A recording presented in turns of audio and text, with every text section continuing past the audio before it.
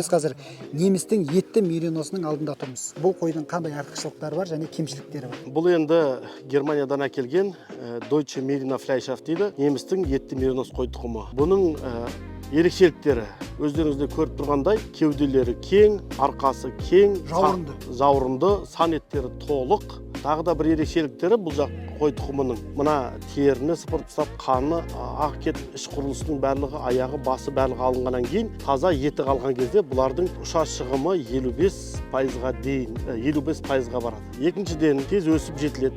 Бордақыларда бұлардың тәуліктік өсімі 350-400 граммға дейін барады.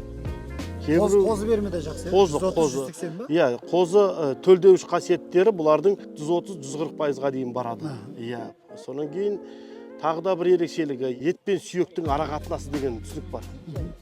Бұларда ет пен сүйектің ара қатынасы 85% ұлпа ет болса, 15% жаңағы сүйек болады. Достар, біздің парақшаға тіркелуді, лайк қоюды, мына видеоны барынша WhatsApp топтарға таратуды ұмытпаңыздар. Қажетті ақпаратты ел біле жүрсін.